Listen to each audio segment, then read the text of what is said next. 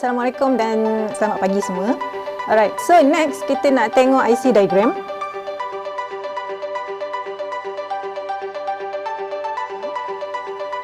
Okay, inilah rupa dia IC diagram. Tadi kita tengok apa tadi? N-gate Okay, tengok kat sini. Kita punya N-gate.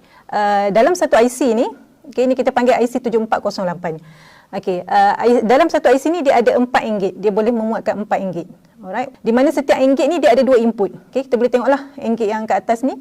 Okay, ada 2 input dan juga 1 output. Okay, so keempat-empat N-gate yang berada dalam IC ni semuanya adalah 2 input N-gate.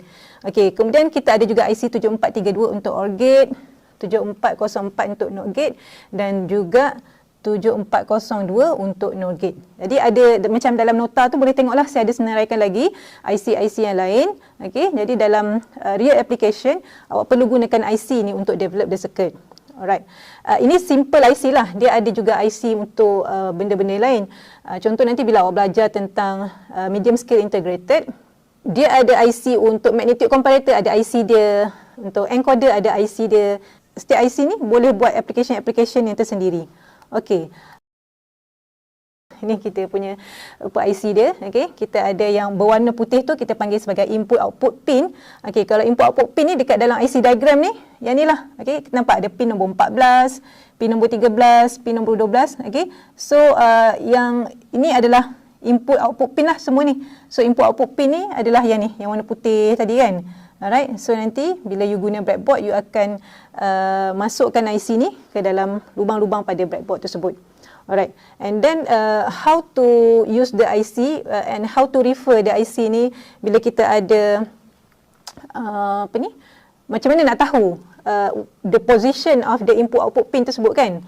Alright, jadi kalau kita compare kan di antara this IC diagram dan juga ni IC ni, okay, awak cuba tengok kat sini. Kita ada U-shape ni kan? Okay. Ada U-shape kat sini, okey. Kemudian dekat sini pun kita ada the U-shape kat sini.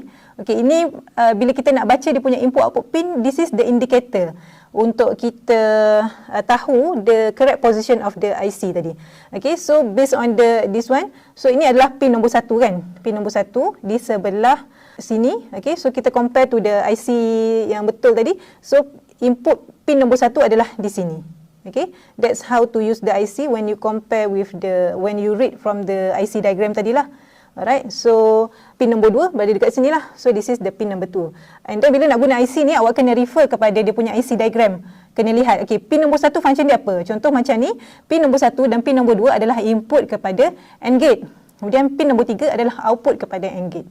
Alright, so kena refer kepada dia punya IC diagram, baru awak boleh guna IC ni. Alright. Okey, kemudian how we embed this circuit ke dalam IC ni? Okey, jadi ni IC ni, okey, so kita masukkan ke dalam ni belahan ataupun apa, keratan rentas IC lah. Okey, di keratan rentas IC. Okey, ni tadi input output pin, okey, so nampak ada chip kan, tulisan chip dekat situ. Okey, ada tulisan chip yang arrow tu dia menunjuk ke tengah-tengah tu. Yang tu adalah circuit tadi yang kita embedkan ke dalam IC chip tadi. Actually di dalam setiap logic gates tu, komponen logic gate tu kita nampak macam one component kan, tapi sebenarnya dekat dalam logic gate tu dia adalah transistor, a combination of the transistor. Sebab tu kita katakan bila kita nak develop the IC, dia sebut transistor kan.